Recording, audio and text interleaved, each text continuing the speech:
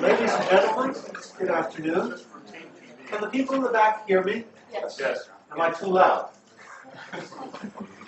Not yet. My name is Arthur Madigan. I have the honor of chairing the philosophy department and serving as the Albert J. Fitzgibbons professor. In the name of the department and the university, welcome to you all, especially to our visitors. In a moment, I'm going to hand over to Kyle Cavanaugh, who's the principal organizer of this year's Contemporary Philosophy Workshop. But first, I'd like to thank Kyle for his organizational work, which he carried out from a distance. I'd also like to thank Stephanie Rumsa and Tyler Viale, and possibly unnamed others, for their assistance. And I'd like to thank Rosemarie DeLeo and Paula Perry of the philosophy department staff. Workshops don't happen without support. I'd like to welcome Professor François Raffoul of Louisiana State University, our keynote speaker this afternoon. Professor Raffoul is with us under the aegis of the Albert J. Fitzgibbons lecture series, and I'd like to say a few words about that.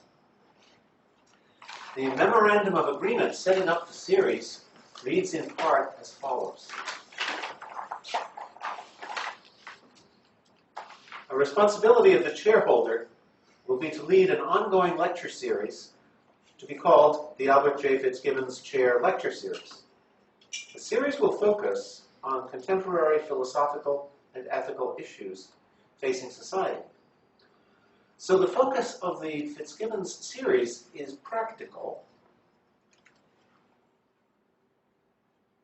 but practical not in some narrow sense. Not in some narrow sense.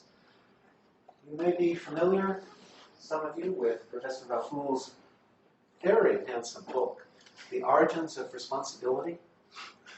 I wish I had a book like that. I do. Is it the picture, Arthur? That's part of it. Catch that again. It's a dock projecting into a beautiful lake. To me, it suggests decision. To swim or not to swim? That's the question. Really, as someone who has thought long and hard about what it means for human beings to be responsible, Professor Raffoul is eminently qualified to take part in the Fitzgibbons series. Oh. Thank you so much. Thank you so much. Please have.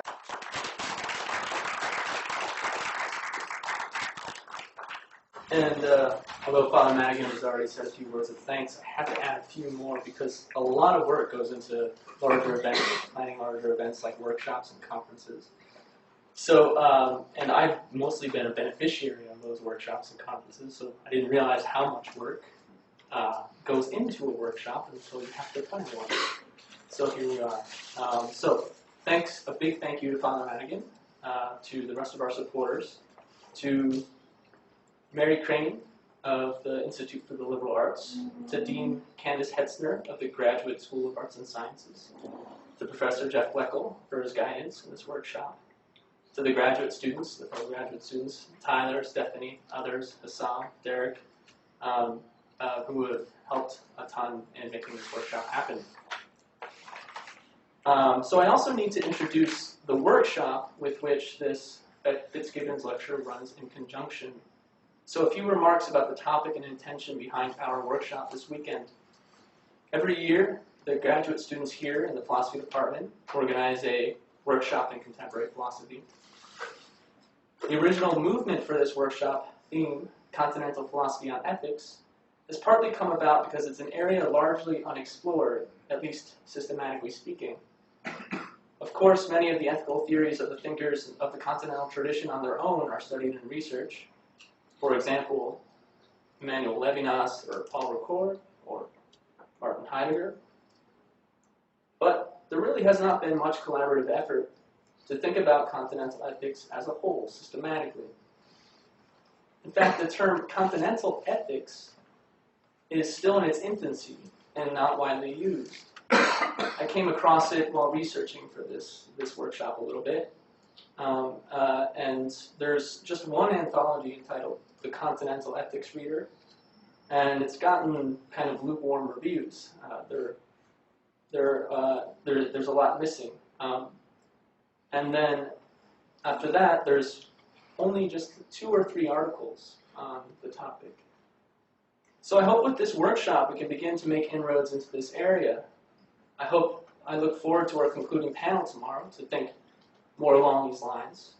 And then I look forward to our Fitzgibbons speaker, whose latest book has made a significant contribution in this direction. I think probably the most significant, I would say. So now a few words about our Albert J. Fitzgibbons lecturer, François Raffoul. Professor Raffoul is a professor of philosophy at Louisiana State University and has previously taught at Stony Brook University. He received his doctorate in philosophy from the School for Advanced Studies in the Social Sciences, which has a French name that I can't pronounce, in Paris, under the supervision of Jacques Derrida. He is co-director of the book series Contemporary French Thought for SUNY Press. Professor Raffoul specializes in contemporary continental philosophy. He has written and lectured extensively on Jean-Luc Nancy, Jacques Derrida, Emmanuel Levinas, and Jacques Lacan, Martin Heidegger, among others. In fact, he has just published a companion to Heidegger entitled The Bloomsbury Companion to Heidegger. His research is focused on continental theories of subjectivity, in particular its ethical dimension, exploring the question of responsibility in contemporary continental thought. He has published a book entitled The Origins of Responsibility, which Father Madigan pointed out has a very beautiful cover, which has received considerable praise. I'll quote one reviewer: "Rather than provide a normative ethics, Raffoul shows the need, first of all, to inquire into the meaning of ethics, or what he calls the ethicality of ethics. There is a great deal to admire in this book, and one can only look forward to Raffoul's future work." And so we're honored, and it is a pleasure to welcome Professor Raffoul to Boston College. His lecture today is entitled The Question of Ethics.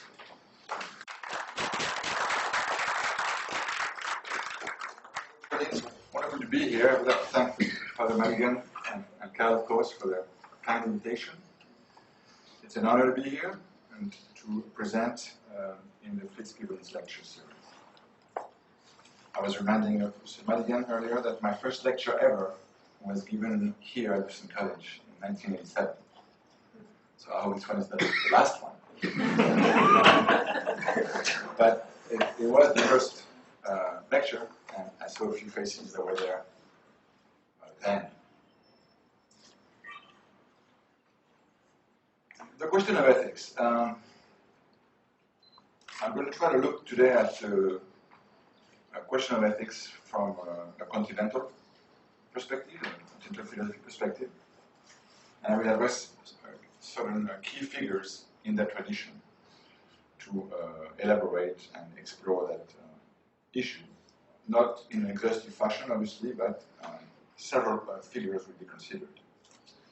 Now, the development of many ethical theories in the 20th century in the continental tradition has taken place against the background of Nietzsche's celebrated critique of morality, which, despite Nietzsche's own clarification, has often been described as a nihilistic enterprise of destruction of values, leading to the impossibility of ethics.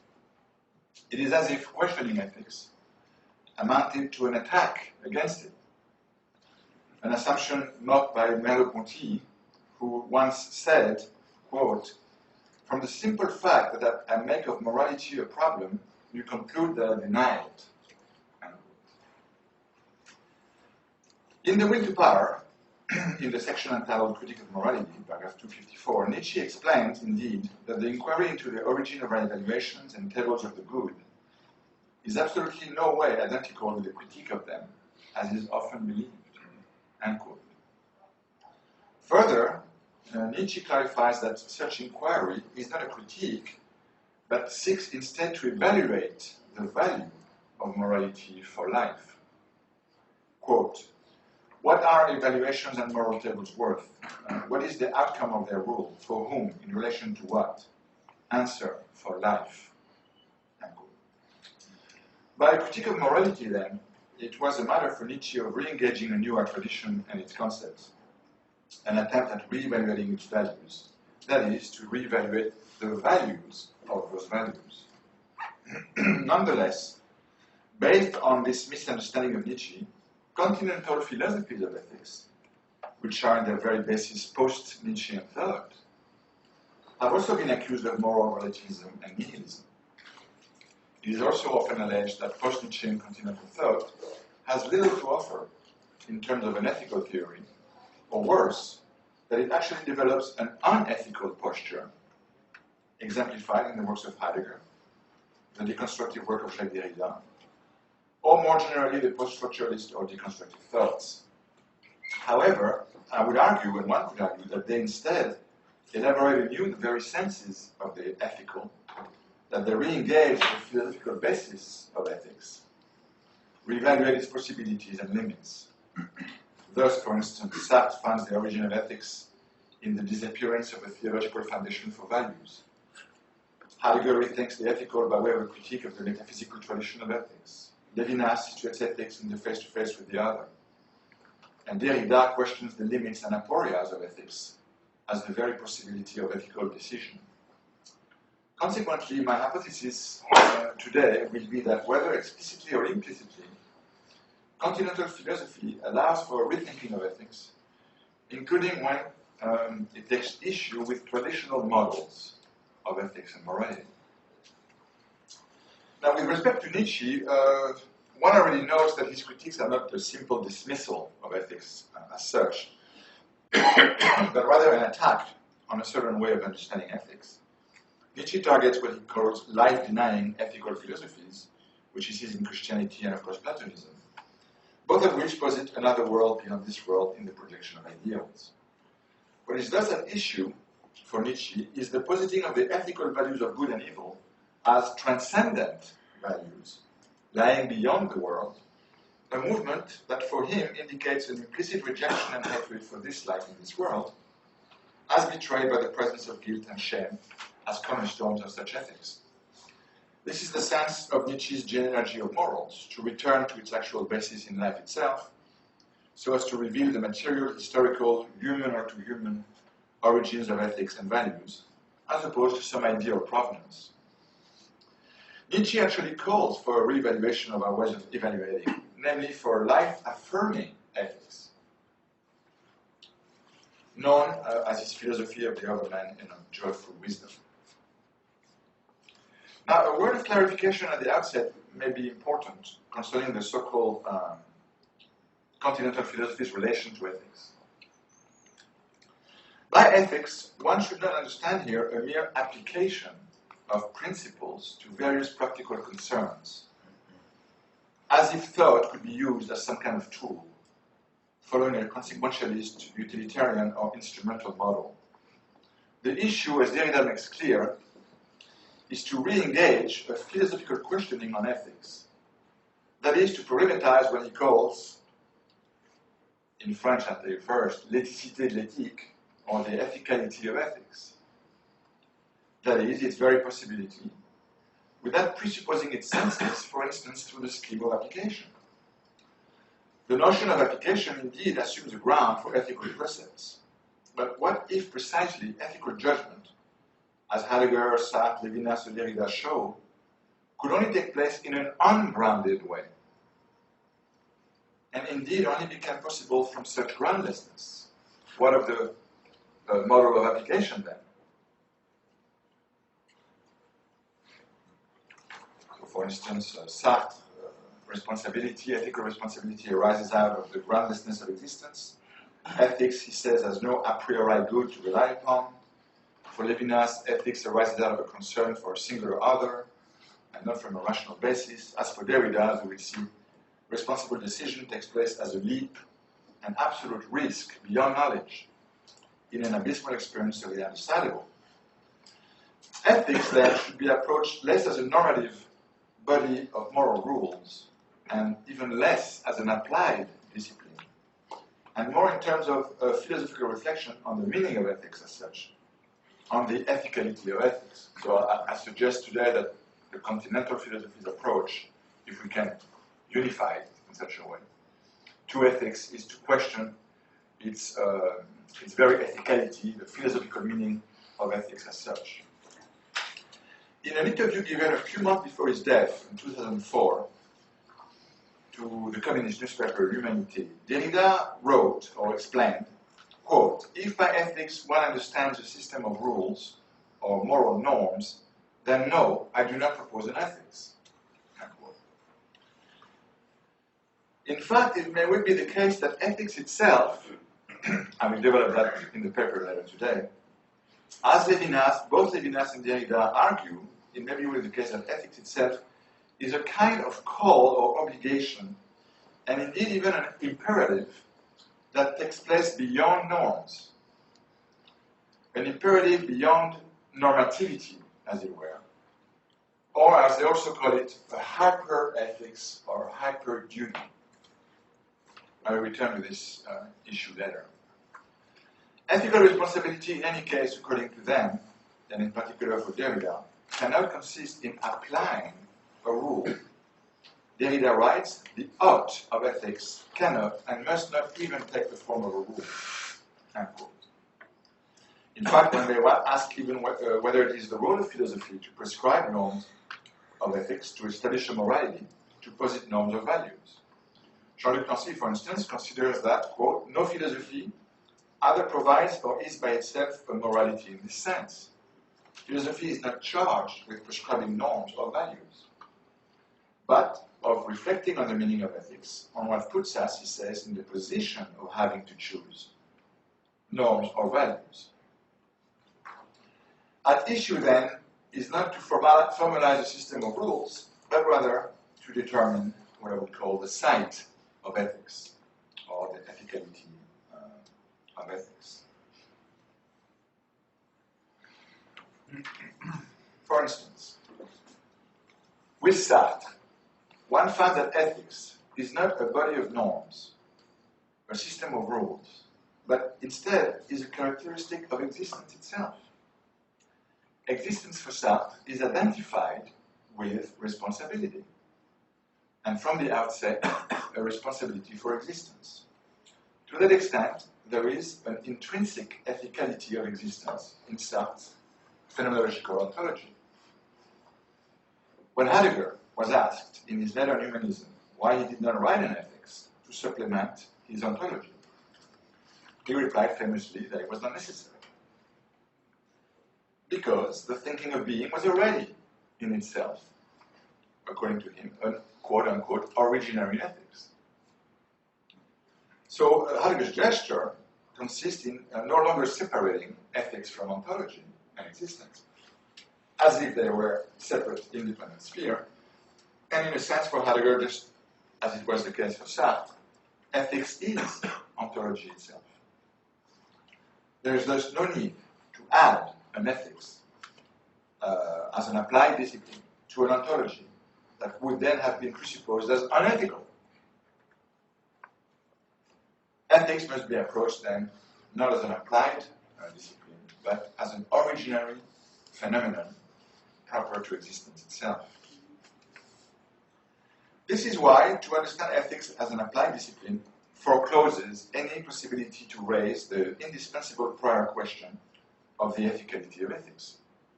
There is therefore an urgency in raising anew the question of ethics and its ethicality.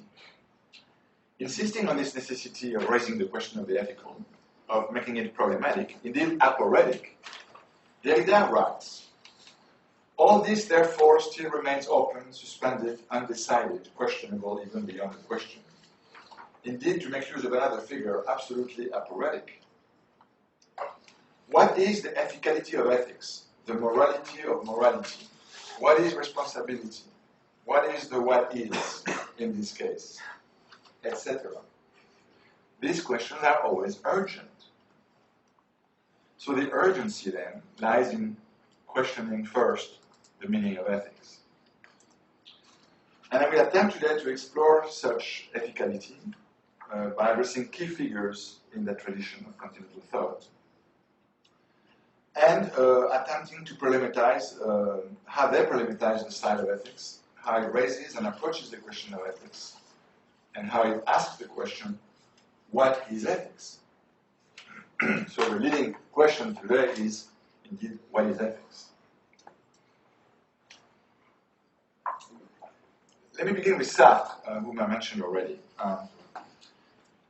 Sartre's philosophy of existence, as he called it himself, existentialism, explicitly places itself within the horizon of Nietzsche's question and challenges to traditional philosophy and theology. And particularly, Sartre understands himself, and existentialism understands itself as a consequence of what Nietzsche called the death of God. Sartre writes in the Humanism of Existentialism that by existentialism, quote, we mean only that God does not exist and that we have to face all the consequences of this, end quote. This is the definition of existentialism.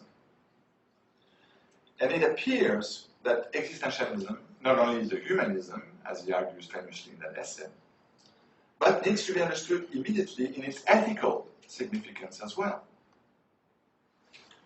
The death of God, then, has an immediate ethical impact because of the groundlessness of existence, from which emerges a being responsible that is all the more made possible that it has no ground, as if the less ground it has, the more responsible it becomes. The withdrawal of theological foundations and principles thus frees existence as a responsibility for itself. Existence before essence or without essence means indeed existence without God and without a theologically founded morality. No a priori table of values, so that ethics and responsibilities are for Sartre ultimately a matter of invention. That is his term, invention. Ethics is a matter of not application, but invention, because of a lack of a priori morality, and never of an application of rules. Therefore, the death of God not only has this ethical impact, it also drives us to rethink what we even mean by ethics. Why? Because if there's no God to provide transcendent values to base our ethical comportment on, then it is the very basis of ethics as traditionally considered disappears.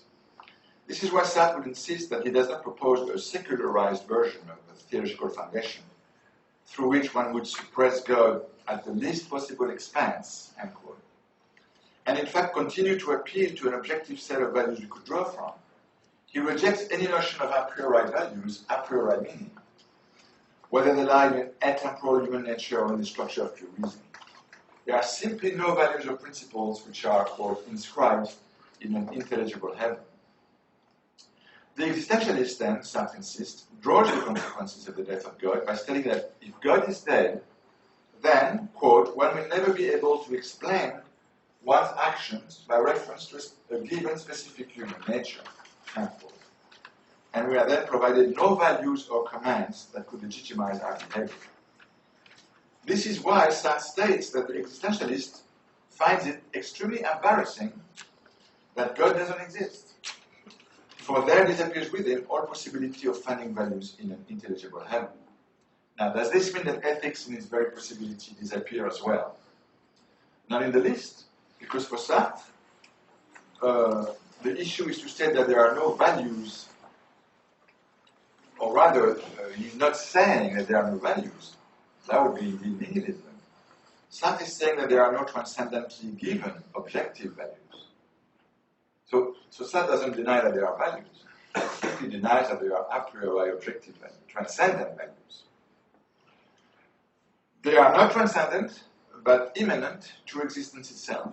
They are not given a priori, but are to be invented, created, and chosen. And once chosen, they are not established once and for all. They have to be chosen again and again and again.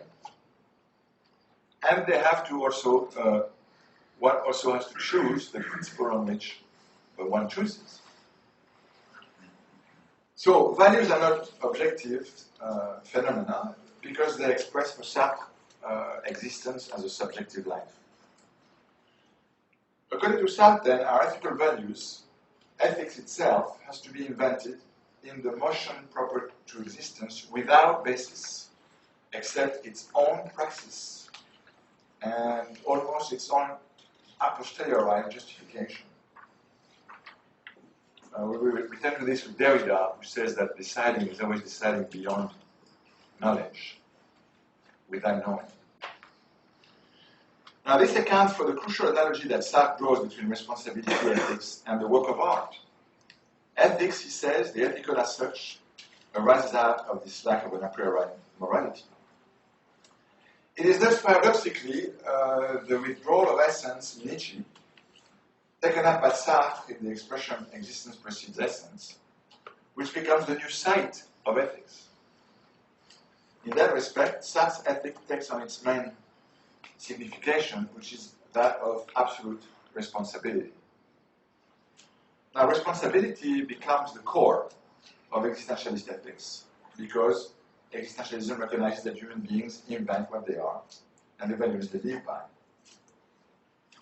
To that extent, we are absolutely responsible not only for what we do, but above all for who we are. Ethics is here situated at the heart of existence as absolute responsibility. For Sartre, responsibility is absolute, overwhelming, excessive, or infinite, and universal. This is the hyperbolic aspect of ethics, which Sartre shares with Levinas, but in a somewhat symmetrical, yes, reversed manner. Because whereas for Levinas, ethics is hyperbolic because of the infinity of the other who calls me to attend to them. For Sartre, the hyperbole of ethics comes out of another motif, which is the infinity of my will in the absence of God. So it's a very interesting contrast, even though it's the same claim of excessive ethics, hyperbolic ethics. Now for Sartre, of course, responsibility is absolute because there are strictly no principles on which our freedom can be anchored, except its own movement. Even birth, he says, is chosen. Everything is chosen for Sartre. Everything is a matter for my decision and my ethical responsibility. Because there is no essence, my responsibility knows no bounds. Responsibility is thus infinite and excessive because there are no natural bounds to restrict it.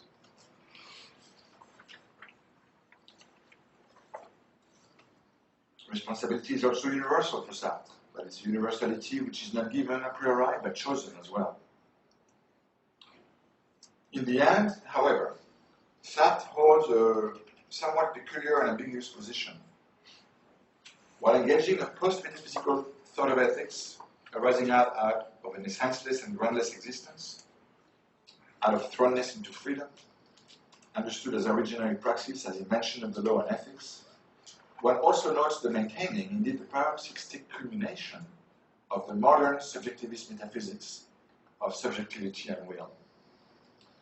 Although Sartre exposes the ontological and phenomenological origins of ethics, existence prior to essence, original freedom as opposed to free will, original choice, responsibility as identified with existence itself, the role of the nothing in his concept of responsibility, and finally the invention of the law and of ethics in decision, as well as the absolutizing of responsibility and the overcoming of facticity, along with the problematic of authenticity and bad faith.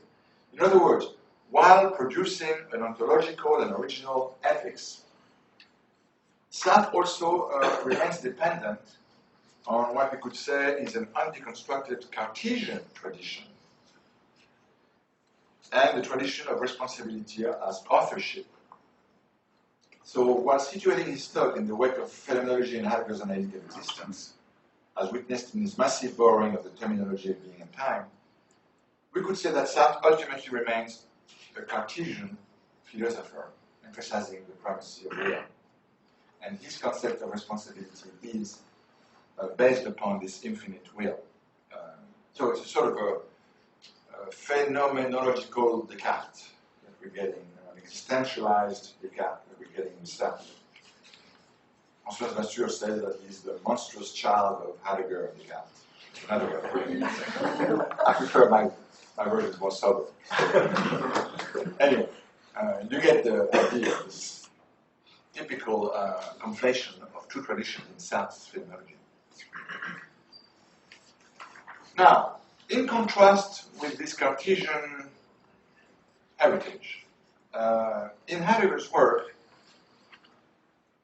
and it's hard to claim that Heidegger is a Cartesian. Maybe today we will have somebody saying that, but for Heidegger, the question of ethics is radically severed from any relation to subjectivity and will. And rather, the question of ethics, if there is such a thing in Heidegger, and he says there is, he speaks of an originary ethics, the question of ethics for Heidegger is situated in what he calls the event of being, or presence, and its givenness. Ethics is thus no longer related to the subject. Even when he speaks about decision, it is no longer the decision of the self or a subject that tend to think of decision. It's a desubjectified notion of decision. We see that with Derrida as well.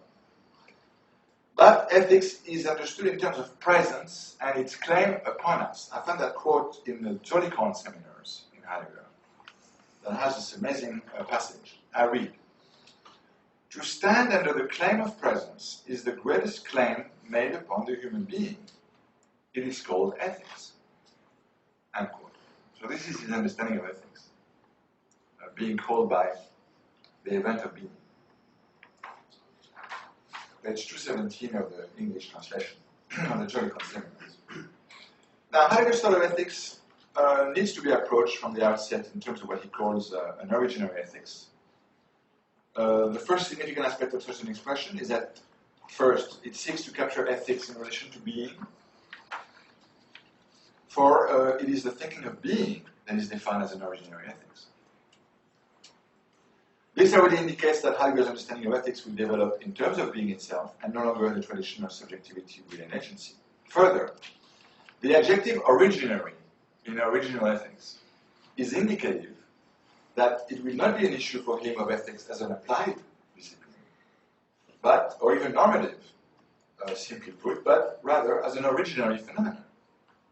This is why Jean-Luc Nancy, in a reading of Heidegger's Original Ethics, explains that, quote, "Original ethics is the more appropriate name for fundamental ontology. Ethics properly is what is fundamental in fundamental ontology," end quote. Ultimately, for Heidegger, as he says in The Letter on Humanism, the thinking of being is an originary ethics because being is not some substantial ground, but an event which calls for responsible engagement and praxis. As I just mentioned, a key feature of this original ethics is its radically non-subjective nature. This appears in Heidegger's treatment of decision.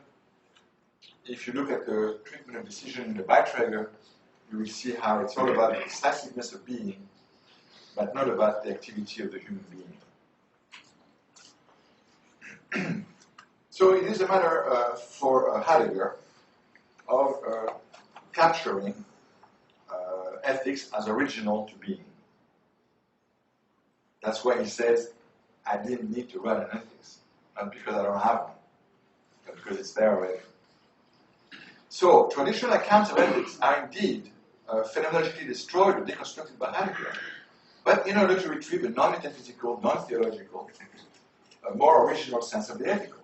Again, in the words of Jean-Luc Nancy, what is at issue is nothing other than the end of a metaphysical, theological foundation to morality, to arrive at ethics as the ground of being. End quote. For instance, when Heidegger takes issue with ethics as a metaphysical discipline in the Letter on Humanism, it is with the intent of uncovering a more originary sense of ethics as, quote, authentic dwelling, or standing in the truth of being. Even in Being and Time, when he takes issue with the distinction between good and evil, which he characterized as ontic, it is in order to retrieve an original guilt, Schuldestein, that is said to be more originary than good and evil morality, and which he claims provides an ontological foundation to morality. So ontological guilt as the basis for morality of good and evil. So we can see that his critique of the tradition is supposed to lead to a more originary sense of morality and ethics. At least that's what we could say. Another example, when he criticizes the notion of empathy, it is not in order to condemn an ethical motive as such, but to show how the problematic of empathy is still too dependent on Cartesianism and ego-based philosophy. Instead, Heidegger provides an ontological analysis of being with, that is, the originary being with others of Dasein, that renders moot the question of accessing another mind through empathy. In the early works, before Being and Time, the critique of ethics is before all a critique of the abstract character of such ethics, Heidegger emphasizing what he calls living morality in a positive sense. In 1921-22, in the winter course, Heidegger opposed the belief in a, quote, absolute system of morality, a system of ethical value and value relations that are valid in themselves. And instead, he writes of a concrete, factical ethics, which he refers to as living morality. So Heidegger stresses that no values, no ideal norms float above factical existence. So ethics must arise out of facticity and the facticity of existence. If one looks, for instance, at what has been called the most ethical category of Being and Time, namely the authenticity and authenticity distinction, one can see that it is a matter of an existence coming up into its own, the immanent movement of a radically finite and open existence, and not the application of rules from above to a previously unethical realm. The ethical for Heidegger is thus situated in concrete, factical existence itself, in its specific motion and oscillation between the proper and the improper. Thus, existence displays its own ethicality, living morality, is ethical through and through, and for that reason does not need to be ethicized from above. This is again what Nancy stresses when he writes. In fact, we will have to show the extent to which the thinking of being is nothing other than the thinking of what Heidegger called original ethics, and that it is this throughout in all of its development. It then appears that Heidegger did not so much neglect the ethical dimension of existence as instead radically transform the way that such a dimension is to be thought. There again, we could argue, and I'll be quick on this point, that Heidegger develops an ethics through Dasein, and he's thinking of Dasein, because I'm arguing in the book, actually, that Dasein is defined as responsibility. First of all, Dasein is an ethical being, in the sense that it is not a given, present-at-hand being, but a task of being. Dasein is defined as a possibility to be, and only that, with the original responsibility that it implies. The very concept of Dasein means to be a responsibility of and for oneself. In On the Essence of Human Freedom, Heidegger states that responsibility for oneself represents the very essence of the human being. In Being and Time, Dasein is said to designate that entity for whom being is at issue, so that being is given in such a way that I have to take it over and be responsible for it. I have being to be as my own, because such a being is addressed to me as a possible way of being, as a way to be, and not as a what. So Dasein is nothing but a response and a responsibility of being, having to be its existence. This is the source of what Heidegger cites, of course, become what you are. Pindar's saying, become what you are, which means, of course, not realize your potential, but rather what you are, you can only become it because your being is to be. In this zu sein, having to be or to be, Dasein is identified with a responsibility for itself. In the later writings as well, Heidegger will also refer to the human being as the called one, having to respond and guard the truth of being. So there again, you have another sense of responsibility. It represents human beings very belonging to being, and the core of being, Anspruch, as well as their sense of as human beings. Now, one could object here to Heidegger that this, shall we call ontological ethics, or responsibility for being, or ethics of being, is precisely overly concerned with being alone, which, of course, is an impersonal event. So being is neuter is a neutral term. It is an it. Es gibt in German, it gives, or there is. So Levinas's complaint about Heidegger would be the impersonality of his ethics, because the responsibility of the ethics of being, the ontological ethics, does not take into consideration directly, at least, the other human being. So Levinas broke with Heidegger on this very motif, that Heidegger does not propose an ethics of the person or the other person, but is only concerned about the relationship to some impersonal, not even human event, because being is not human. It becomes human, perhaps, when we take it on, but it is not human. Being is not human. So we see in Levinas' early writing his critique of the there is, which represents a rejection of the impersonal feature of existence. Right? So for Levinas, then, ethics should instead, and again I'm looking at the site of ethics for each of those thinkers, trying to identify how they understand the site of ethics, the ethicality of ethics. For Levinas, ethics should be understood in terms of the relationship to another person, not to being or the call of being, or myself, since for Heidegger, Dasein has also a kind of relationship to itself, being as my own, mindness, I would say. So Levinas' thought of ethics broke and tried to develop out of a movement of exit out of ontology because of the impersonality of such ontology. For Levinas, the access to ethics, which for him should be raised to first philosophy, prior to epistemology and prior to ontology, therefore prior to Heidegger, on ethics takes place in such a break with ontology and with the primacy of epistemology. In the traditional philosophical correlation between knowledge and being, knowledge represents, for Levinas, an activity, quote, which appropriates and comprehends the alterity of the known. Consequently, Western philosophy has most often been an epistemology, that is to say, he says, a reduction of the other to the same. So epistemology is a violence. Knowledge is violence to the known object. It's a reduction of its alterity.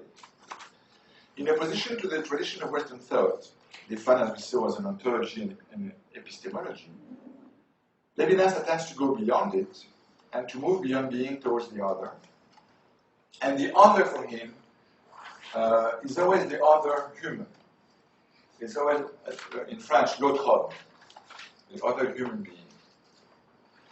Now, far from being included within the horizon of being, ethics is situated in a relationship to the other person, the other human, in the intersubjective, a responsibility and a relation which takes place beyond being for him. The intersubjective relation, the encounter with another person, is for Levinas the original experience. Nothing precedes that, not even being. Before knowledge, since knowledge presupposes such encounter with the object to be known, and even before ontology, because being as such, or being in general, presupposes the encounter with this particular being in front of me. So that for Levinas, the ontic is prior to the ontological, which for Heidegger would be anathema. But for him, the ontic precedes the ontological. Ethics, therefore, which now designates our relationship to the other entity, precedes ontology, and not the inverse. And this is why ethics becomes first philosophy. Both epistemology and ontology presuppose the encounter with the entity, which is what ethics is about. Now, such encounter, which is the original meaning of ethics, cannot be totalized. Levinas writes, the irreducible and ultimate experience of relationship appears to me, in fact, to be not in synthesis, so no concept, but in the face-to-face of humans, in sociality, in its moral significance. First philosophy is an ethics. ethics understood in this way represents what is truly human in human beings. A new humanism, which he calls humanism of the other human. Humanism in the L'autre part of the book, which breaks with ego-centered philosophies and opens onto the infinite character of the alterity of the other to whom I am responsible. This responsibility, this ethics, is of course for the other. It is non-reciprocal, desymmetrical, or asymmetrical, infinite, and not chosen. It is the experience of a being devoted to another, including in the guise of being a hostage to the other. As Derrida puts it in The Gift of Death, Levinas wants to remind us that responsibility is not at first the responsibility of myself for myself, that the sameness of myself is derived from the other, as it were second to the other, coming to itself as responsible and mortal, in the position of my responsibility before the other, for the other's death, and in the face of it. So by ethics, we should of course hear exclusively an ethics and responsibility for and of the other. Now, the face of the other is for Levinas what obligates me. So the origin of ethics is the face of the other. It is the categorical imperative of the face, which commands me, not as a power, but from a poverty. The vertical command emanates from someone who is destitute. Levinas writes, it is the poor for whom I can do all and to whom I owe all. There, Levinas, of course, breaks decisively with the Kantian formulation of respect and universality. For as he explains, quote, to respect is to bow down, not before the law, but before a being who commands a work from me. One has to answer for someone, he continues, not by appealing to the abstraction of some anonymous law, some juridical entity. Hence, he concludes, my manner of approaching the question is in effect different than Kant.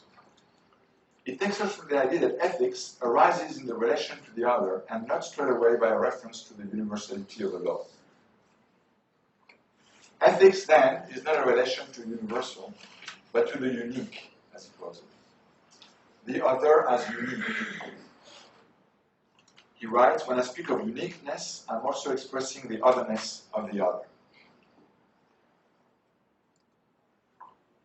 Now, when Levinas described this experience of the face-to-face with the other, in which I am faced with the destitute and vulnerable nature of the other, he clarifies that the face does not present a countenance or a form, and therefore perhaps exceeding, if not phenomenology, a certain phenomenology. The face, he says, exposes a nakedness and a passivity. Quote, the disclosure of the face is nudity, non-form, abandon of oneself, aging, dying, more naked than nakedness, poverty, wrinkled skin. End quote. That's in Otherwise Than Being, a late text. He describes further the moral aspect of the face by precisely focusing on the skin as opposed to the flesh, la peau instead of la chair. Still, in Otherwise Than Being, Levinas undertakes this analysis of the skin, the contact of the skin, emphasizing its thinness, thin surface, almost transparent, already pointing to the face's poverty and lack of substantiality. The skin, he writes, is thus thought of in terms of the exposure and poverty of the face, and the skin of the face, he tells us, is, quote, the most naked. A nakedness that, of course, he describes in its moral dimension. Faced with such vulnerability, and as we will see, ultimately the death of the other, the mortality of the other, I'm called to care for the other and to attend to the other as well. So what does Levinas mean by the face? In one word, vulnerability, or more precisely, a human vulnerability, or vulnerability itself as the humanity of the human being. Even more precisely, the face signifies the vulnerability of the other human. As for Levinas, humanity is the humanity of the other human. The face is thus exposure to injury, that is what vulnerability means, exposure to injury, that is already then to death. The face then is above all exposure to death of the other. The face is what is radically stripped of protection, defenselessness itself, and Levinas speaks of the exposure of the face to death, to an invisible death and mysterious forsaking. What is laid bare in the face? The answer is death. The face expresses the death of the other behind all the masks and defenses. Quote, face of the other, underlying all the particular forms of expression in which he or she already writing character plays a role, is no less pure expression, extradition with neither defense nor cover, precisely the extreme rectitude of the facing, which in this nakedness is an exposure unto death. Nakedness, destitution, passivity, and pure vulnerability, face as the very mortality of the human being. What is ethics then for Levinas? It is a fearing for the other. It is to fear for them. I fear for the death of the other. It is my fear, but as Levinas clarified, it is not a fear for oneself. Fear for the other, fear for the death of the other man is my fear, but it is in no way a fear for oneself. It is rather my fear for another, following the structure of subjectivity, as for the other.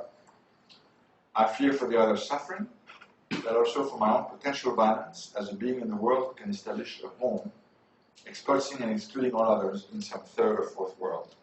In other words, a fear for all the violence and murder that my existing can bring about.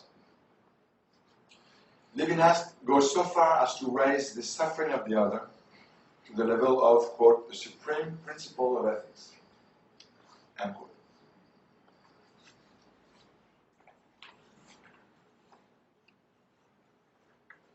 Levinas' ethics reveals, as I mentioned earlier, the hyperbolic nature of ethics, the excess of responsibility for the other, leading to dissymmetry and paradox. It also reveals a constitutive aporia. When Levinas describes the origin of ethics, that is the vulnerability of the face, he also states that that same origin is the possibility of violence, indissociably. He writes that the rectitude of the face, its ethical significance, indicates a movement forward, as if, he continues, it were exposed to some threat at point-blank range, as if it presented itself wholly delivered up to death. The face, then, because of its vulnerability, invites violence, as it forbids it at the same time. And in fact, ethics is defined by Levinas as non-violence, as interruption of violence. So it presupposes violence.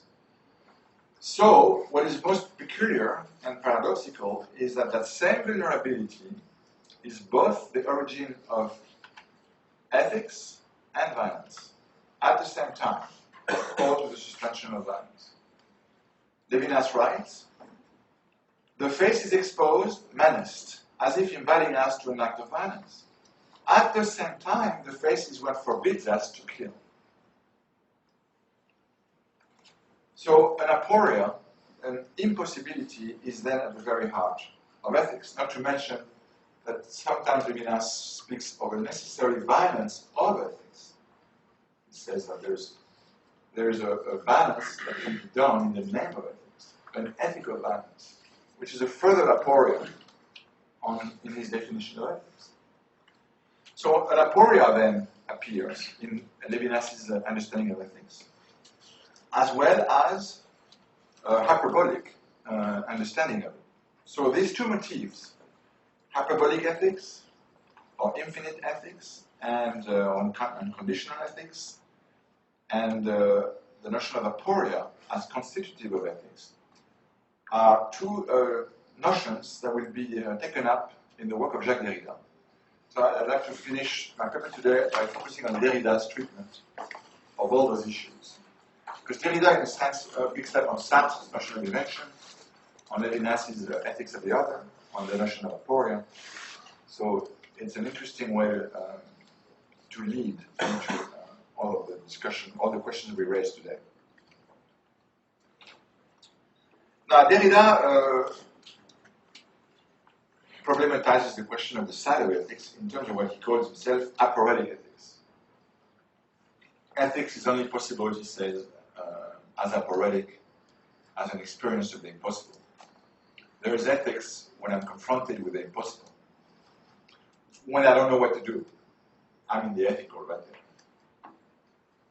So when I don't have the ethical rule, is when ethics begins. So that's both the aporia, but also the possibility of ethics. In fact, if you look at the very notion of deconstruction, as Derrida has practiced it, it has consisted in revealing the aporias inherent in systems, in physical systems. Aporias which nonetheless are constitutive of what they interrupt, and to that extent, positive phenomena.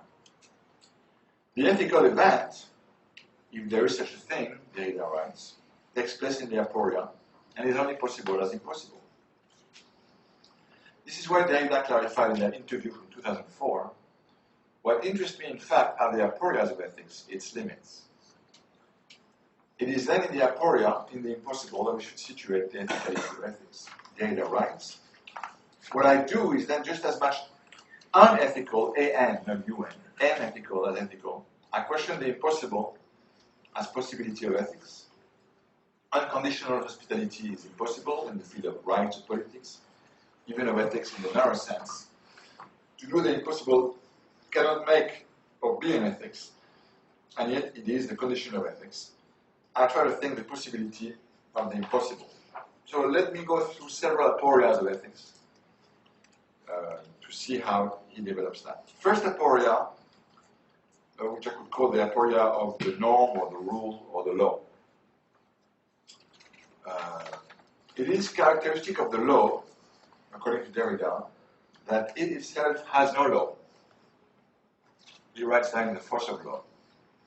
The law has no law. There is no law of the law. So the law is balance. Not because it uses balance to maintain itself once it is instituted, but in its moment of institution, it takes place in an ungrounded fashion. It institutes the law, so there is no law prior to it and to its own position. This is why for Derrida, ultimately, the law has no foundation and no justification, and that's why it leads to violence. Nothing is able to justify the justice and legality of the law at the moment of its foundation, because at that moment, that law is neither just nor unjust, neither legal nor illegal. And this is why ethics cannot consist in applying a rule. Ethics can never be then the conformity to a duty. It is a question for Derrida of moving then beyond the very language of duty, precisely out of a faithfulness to the ethical command, a command that paradoxically always occurs beyond the rule. Derrida writes, the ethical event, if there is such a thing, must take place beyond duty and debt, beyond norms and beyond rules and laws. This is where ethics should be understood then as a duty beyond duty, as a hyper-duty, as he puts it. The ethical event takes us beyond the law, beyond the language of duty, and beyond the categorical imperative itself. Ethical responsibility is a duty beyond duty, and Derrida writes the following. Would there thus be a duty not to act according to duty, neither in conformity to duty, as Kant would say, nor even out of duty? A counter-duty or a duty beyond duty, a hyperbolic duty, a responsible decision that must judge than rules, an imperative that takes place beyond normativity, in a decision that cuts, that divides, and infinitely exceeds duty and norm. The aporia of the rule, the fact that, as in all normative concepts, he puts it, it involves both the rules and invention without the rule, he gives the example of politeness. Politeness should observe the rule but also not be bound by it. A truly polite act cannot be bound by the protocol of politeness, in which one knows the rule but is never bound by it. This leads to the second aporia, where decision, an ethical decision, becomes bound to what he calls the undecidable. Now, a decision for Derrida, because of the lack of law and rules governing our decisions, must decide without rules to follow, to apply, to conform to, and this is why it is each time a decision as an event. So ethics becomes an event now. An event that Derrida calls impossible because taking place outside of an impossibilizing program. The undecidable designates then the event character of decision. Derrida evoking, to quote, the event of a decision without rules and without will in the course of a new experience of the undecidable. Just as we saw with Sartre, ethical responsibility is here a matter of invention and not of the application of a rule. Happening outside of prior conditions of possibility and reference to norms, a decision is an absolute risk that can rely on nothing and no rules but its own absence of foundation. Quote, there is no politics, right, ethics, without the responsibility of a decision, which to be just, must not be content with simply applying existing norms or rules, but take the absolute risk in each singular situation to justify itself again, alone, as if for the first time, even if it is inscribed in a tradition. In fact, he continues, there are no rules and no technique for such responsibility. Ethics as invention occurs from the impossible as the impossible. An event or invention, he says, is possible only as impossible. So we see how in the notion of decision, Derrida breaks with any reference to certain knowledge of values or norms. The decision is originary. This is why third aporia, the aporia of not knowing, I call it, not knowing, which sometimes Derrida calls a secret, becomes a condition for ethical decision. Derrida writes, if I know what I must do, I do not make a decision. I apply a knowledge. I unfold a program. For there to be a decision, I must not know what to do.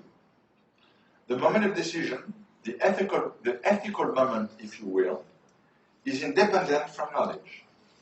It is when I do not know the right rule that the ethical question arises. End quote. Of course, Derrida admits and recognizes that, quote, one must know as much as possible and as well as possible before deciding. But there will always remain a gap between deciding and knowing. And decision is then no longer anchored in a knowledge and cut from a body of knowledge or rules. To that extent, then, ethics is anchored to a certain not knowing. And this is what Derrida calls the madness of the impossible, the moment of decision, as opening to the incalculable. Quote, the moment of decision and thus the moment of responsibility supposes a rupture with knowledge and therefore an opening to the incalculable. End quote. It is then a matter of deciding without knowing, without seeing or foreseeing, without a horizon from which to see, and thus from a certain invisible or unforeseeable, without being able, for instance, to calculate all the consequences of the decision, by entering into what he calls the night of the unintelligible. And that also links up ethics to the notion of event, this idea of incalculability of what happens. To that extent, Derrida will push the notion of a decision of the other, or unconscious decision. He writes, in self, a decision is unconscious, insane as it may seem. It involves the unconscious and nevertheless remains responsible. This is why aporia represents the possibility of a way. The impossibility to find one way, he says, is the condition of ethics.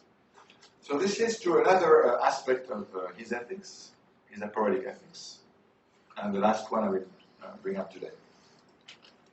If the decision takes place as a leap into the unknown, and from the unknown, then it can never be my decision. Derrida insists, just as we say I give or I forgive too easily, we also easily say I decide to take responsibility or I'm responsible. These statements are all equally inadmissible. To say I decide, to say you know that I decide, I know that I decide, means that I'm capable of deciding and master of my decision, but I have a criterion that allows me to say that I'm the one who decides. If this is true, the decision is a sort of expression of my power, of my possibility. In fact, there is what Derrida calls an alternative decision, a decision of the other in me. This is what I meant, he says, by heteronomy. Heteronomy. A law that comes from the other by a responsibility and decision of the other in me, an order greater and older than I am. Ethics, thus, becomes an ethics of the other, from the other. A welcome of the other in the subjective genitive sense, or hospitality, he also says. Hospitality for Derrida is not a regional question, or, for instance, a political or juridical issue, or even a specific question within the field of ethics. Hospitality pertains to ethics itself in its most authentic sense. It is the openness to the other. Hospitality is the very ethicality of ethics, Derrida writes in Adieu. For Derrida, such meaning of ethics as openness to the other, as hospitality itself, must be understood as unconditional. Why? Because if I put conditions to the arrival of the other, I am not being hospitable, and I am not open to the other. So the openness to the other must be unconditional.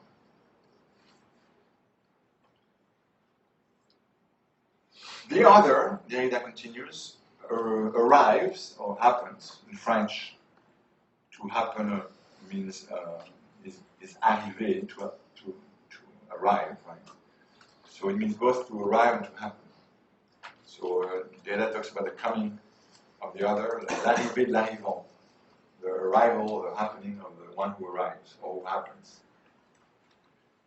Derrida writes that the other arrives in its own terms. Whatever happens, happens. Whoever comes, comes. And that, in the end, is the only event worthy of this name. Welcoming the event, then, means exposing ourselves to what we cannot appropriate. It is there before us, without us. There is something that happens to us. And that has no need of us to happen to us. Hence this idea of an unconditional hospitality, which becomes now the more original sense of ethics for Derrida, I should say. Such other who arrives can never be included in a horizon of expectation. I cannot see it come. It never arrives horizontally, he writes. It doesn't appear on the horizon from where I may be able to foresee it or anticipate it. Rather, as any event, it falls upon me, comes from above vertically, and is an absolute surprise. The event, as the arrivant, the one who comes, is what falls upon me vertically without me being able to see it come. Before arriving, the event can only appear to me then as impossible. The surprise of the other who comes, and that happens vertically, but also by coming from behind me, he writes, or from underneath me, from the basement of my past, in such a way that I can never see it come, having to content myself at times to feel it or hear it bear me. The welcome of this arrivant, this response to a negotiation with what comes and who comes, such is in fact the origin of ethics and responsibility. Derrida writes, and I will conclude with this quote, the event is an arriving event, une arrivance, that surprises me absolutely, and to which and to whom I cannot, and I must not answer and respond to, in a way that is as responsible as possible. Thank you.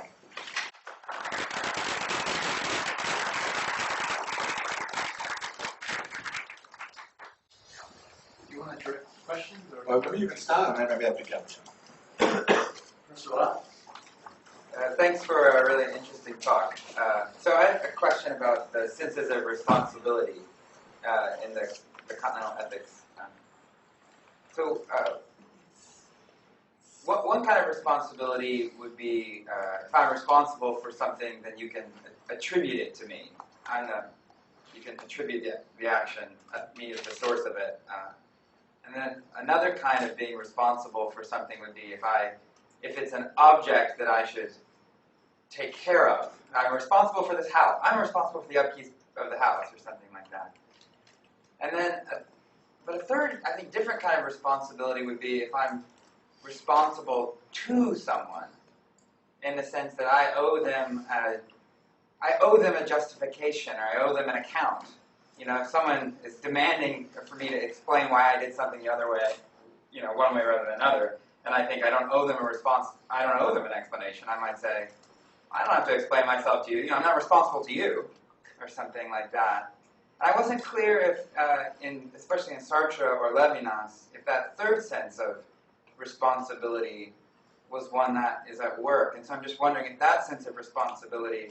The third being something like accountability, or not just, you know, giving a justification in the sense of an explanation of what I've done, but justifying myself to someone. And I'm responsible to you, which I'm thinking, you know, people like, well, in contemporary German philosophy, people like Rainer Forst, or contemporary American philosophy like Thomas Scanlon seem to think that this idea of being responsible to another person in the sense of owing them an explanation of what you've done, or owing them a justification, is really kind of at the heart of ethics. And since there's so much talk about responsibility in the thinkers you're discussing, I was wondering if that's a sense of the responsibility there too, but there's something ultimately different going on. Yeah, it is different. Yeah, you're right. I mean, the sense of the responsibility that the authors I'm dealing with develop are not directly accountability in the sense you just described, either for oneself or in terms of having to justify oneself in the eyes of another. So no, they are not connected directly to the sense of responsibility as accountability because of, at least I argue that in the book, as post-Nietzschean thoughts, they share with Nietzsche's critique of the fundamental concepts of the tradition of responsibility, namely the subject, agency, intentionality, causality, free will. All those categories are critiqued by Nietzsche, right? Therefore, he's dismantling the epistemic basis for understanding responsibility as accountability of the subject, right? So it's no longer in those terms of accountability of the self in relation to the other, although, as I explained today, as I mentioned it rather, Sartre remains very much a subjectivist Cartesian philosopher, and therefore he still relies on the idea of subjectivity. And sure, he radicalizes free will in terms of original freedom, but it's still, one could say, at least for Sartre, a traditional sense of accountability. Because for Sartre, I'm responsible because I decide, right, about the meaning of the world. So I'm the ultimate agent, I'm the ultimate subject for Sartre. So in Sartre, and it's ambiguous in his philosophy because, as I said, right, sometimes he develops ontological basis for responsibility, having nothing to do with accountability of the self, of the subject. But he retains that Cartesian tradition, which is still accountability. But Levinas reverses it to an extreme, right? He reverses the tradition of intentionality and will. Literally, that's how he describes his thinking. So Levinas is the opposite of the sense of accountability, and it's anchored in this face-to-face, which I try to describe as being exposed to the vulnerability of the other, the mortality of the other. Heidegger, it's a response to the core of being. And Derrida, it's engaging the aporia of existence.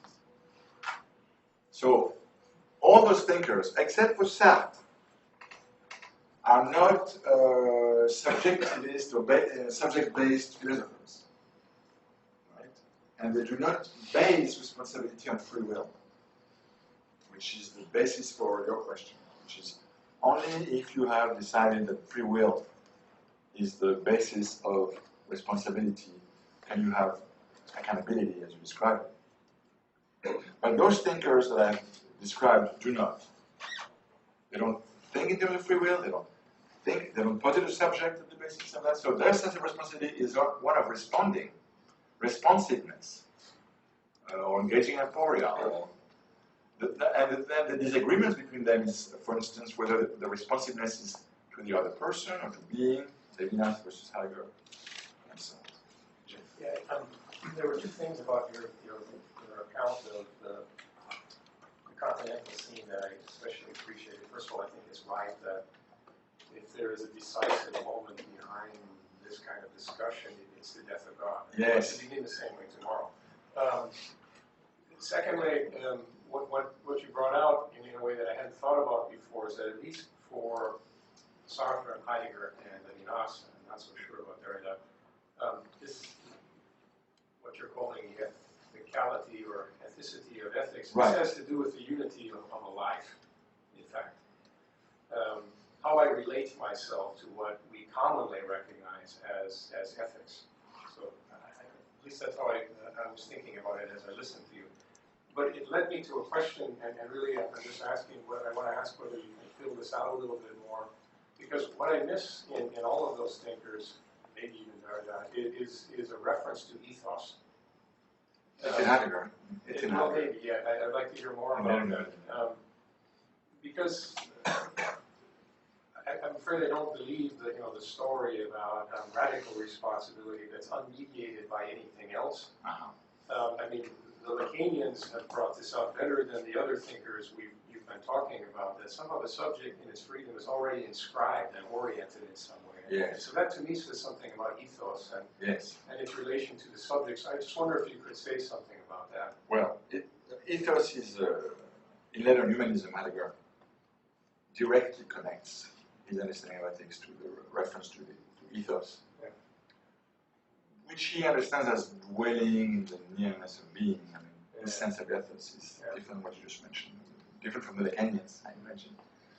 But the notion of world is, you're right, is very important to bring in. And if you look at in the early Heidegger, you see a lot of what you can see there as ethical, or what I try to call ethical or ontological ethical, is completely worldly and factical. So you could look at it in terms of facticity, of the worthiness of being in the world, of the relationship with being with others. Right? Now it is Levinas who rejects the idea of ethos, right? And Derrida, I don't think it's big on context. He likes ruptures. So he'll focus on the gaps in those contexts. But it's in Heidegger. Levinas is against it, right? He tried to think an ethical moment that's outside the world, right? But also in Sartre, in Sartre, a converse way. Sure, because for Sartre to transcend the world, but you give a meaning to it. You're still bound by the world because you discuss, you engage the world by giving meaning, but you still engage the world for Sartre. But that's an interesting aspect. So it's an interesting angle that you have there. It depends on, I think it's, the ethos reference is the closest is Heidegger. Probably, We also have in the back a few more. Let's go ahead and then we go. Kevin first, Professor Miles, Professor Garcia, Professor Rumble, others. It was just, it was an excellent paper. I was hanging on every word. Frankly, Me too.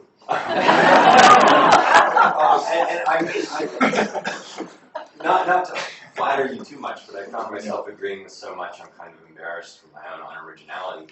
On the other hand, so this might sound nitpicky in a sense, that I would like some clarification on one of the things that you've said midway through the essay, especially since it sounded like an area that you were still working in, with Dasein as responsibility. I think you even want to get it down to that very SSP sort of statement, Dasein is responsibility. And Heidegger says that. Yes. And in the reading of Heidegger, you get the sense immediately of the temporality of the word that he's using, even in his care. You get the inborn temporality of the word showing through in the text. So the clarification I'd like is why, is this responsibility in the sense of, I mean, would we more aptly say Dasein is responding, and then the ethical questions come up: to what, why, how, to whom, all of those things, or is the nominalization intentional? Are we really trying to fix it as a principle, or should that be avoided? How do you mean fix it as a principle? Well, we've taken responsibility. This is a noun now, isn't it? I mean, that's the part of speech. I'm sorry if this sounds like an English lesson, but it's the kind of fixing of principles that it seems like you're against in general. And so, if you leave it as the responding of Dasein, the action, Dasein as action, right? Then it seems truer to the text. It seems even truer to the point that you wanted to make. And I mean, as I said, that's nitpicky, but your comments and clarifications on the point would be very helpful to me, at least if you could elaborate on it. Okay, I think there's two questions here, perhaps. One is about Dasein and responsibility. The other one is the use of the term responsibility as opposed to responding. Yes. And I would grant you that second point, that it's probably more accurate to speak of responding, right? Dasein is a verb, because Dasein is a noun, but Dasein is also, and probably more importantly, an act, a verb, a movement, an emotion, like being. Right? Ultimately, Heidegger says being, we should not hear being as a noun, but being as a verb. That's the whole. Okay. His whole thinking. Yes, absolutely. So I just wanted to make so I sure. grant you that. Yes. Although he does talk about responsibility, Heidegger, Yes. he talks about it as a noun, but you're right to remind me of that. With respect to the connection between Dasein and responsibility, or responding, I try to show how in different moments of this thinking, every time Dasein is always understood in terms of responsibility, right, responding. And that's not accountability, obviously, because Dasein is not, for Heidegger, or is never initiating something from the causality of some will, from which it will become accountable. Dasein is always responding to an event that happens to it, which is also a call. So in the early work, it's the call of conscience. In Being and Time, it's the call of conscience. And in later writings, he talks about the address of being, the call of being. And every time Dasein is the one who is responding, and I quoted that passage when Heidegger says in the theoretical terms, the claim that presence of being has on me is the meaning of original ethics. That's ethics right there. So that's how he understands that human beings, right, as Dasein, meaning as we've been sort of, I won't say chosen, like Levinas' term here, elected. Levinas also has a notion of election. But for Levinas, I'm elected by the other person who's suffering. They choose me to be responsible for them. In Heidegger, being is choosing me, or chosen in the meaning of call, and I have to respond and own up to that. And authenticity has to do with that. Yeah, and if the responding ends... If I respond in a certain way, it's authentic. If I don't respond in a certain way, it's inauthentic. Exactly, and it seems like, so this idea of interruption that you brought up at the end, if I stop responding to the interruption... I cannot. Yeah, exactly. Okay. I cannot. Okay. No. I cannot stop responding. I can do it this way or that way. But for Heidegger, it's always, I'm always in the mode of responsiveness. Yeah. Or correspondence, because sometimes a lot of time he says, I'm responding to being, I'm corresponding with being. It's a correspondence. Inspiration, he uses that. So, yeah, so it's in this direction that it's going. Professor Martin? Thank you for a very clear discussion on these things. I had a question about the relationship between Nietzsche's approach to ethics and that you traced in later Continental thinkers. So as you say, this question about the value of values, the site of ethics, and yeah, the place, you might say, that ethics has in our lives goes back to Nietzsche. But for Nietzsche, that's a preliminary task to the task of formulating new ideals, creating values. Yes. And he does a lot of work to set out what he hopes this new ideal will be, the virtues involved in that. Yes. And so even though it's not a following of rules of any kind, I would say that is a kind of normative ethics. And I guess we could dispute, but it seems like there's a kind of a norm, there's a sense of the ideal. And I'm wondering if that, is it's there... not given. It cannot be a norm, because it's not given. Okay, so it's not given. But the idea of saying, not simply let's dwell on the meaning of ethics and the site of ethics and things like that, but setting out a positive Sure. A model. And I'm wondering if there's a role for that in the later continental thinkers that you're discussing. No, I agree with you that there's that was my point today. There's an ethics in Nietzsche. I said that. He critiques a certain form that ethics has taken place, and he proposes his own affirmative ethics, right? Life-affirming ethics. I wouldn't say it's normative because there's no norms. There's no given norms. It's always about, and this is where I've insisted today a lot, it's a matter of invention. Ethics is a matter of invention. Now you could say, well, you invent norms. Yes, I agree with you there. You can invent norms, and if you invent norms, then your ethics is not normative, because the norms are invented. So the process of ethics is one of the decision then. So what I do find in those thinkers is they don't establish a norm, but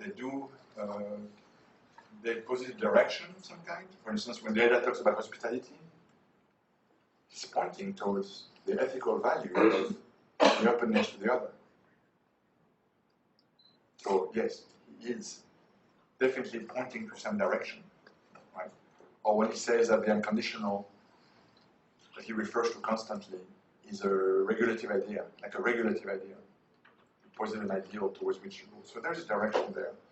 There's some kind of regulative idea in Derrida's notion of unconditionality of ethics and so on hyperbolic ethics. But they're all anchoring ethics to a decision, to an invention, to a lack of ground, and to a non-posited norm.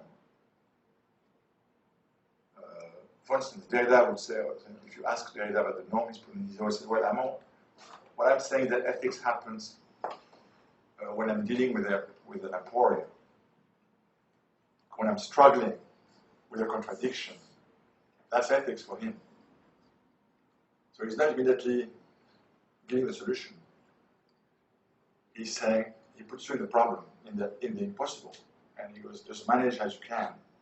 So that's ethics for him. Right? Or Heidegger, he says authentic, we have to be authentic, respond to being authentic. But what does that mean? He doesn't tell us. He never tells us, right? How, what it means to be authentic. It's a how, not a what. So they don't give us norms. They don't give us the norms. They give us what I call the site of ethics, the place where an ethical issue arises. They do not posit the solution. They're afraid of that. They don't want it. So maybe it's a problem that they don't, but that's what they say. Right? There was one additional question before me. Oh, yeah. Yeah, that was you. But it was exactly the same, more or less the same. So I just wanted to ask if this trend of the continental contemporary philosophy of investigating just the meaning of ethics and the ethicality of ethics is a necessary condition of Nietzsche's approach, and if isn't it a way of founding a foundation of ethics? Yeah. And if you think that it is sufficient for a thought of ethics, or is it just a starting point to continue the reflection on some other plane? It's definitely a resituating of the ethical, right? So it doesn't have to be, no, it should not be the end, of course, of the inquiry, right? But if you look at Levinas, for instance, Levinas does give us a definition of ethics, right? Which is more perhaps univocal. In other words, for him, it's attending to the other. So there is there, you want to call it normative, you can, although he calls it hyperbolic for a reason. But Levinas states that, and he's the main ethical figure here in that list. And Levinas says that ethics is about the other person and the kind of debt that one has towards the other, and the other and the suffering and so on. So this is something that is positive there. This is the imperative of ethics. Yes. Just because in that case we have to assume that every every situation that calls for an ethical reflection or response is tied to the responsibility towards the others. Yes. If we don't agree with this point, then it is not sufficient to pose responsibility as the fundamental. No, it's not. No, if you don't believe with that, no. But this is one example of direction that is taken by a continental thinker for which to think the ethical. Others are doing it differently. Heidegger in terms of authenticity, Derrida in terms of deciding an impossible, etc., etc. Probably the final question.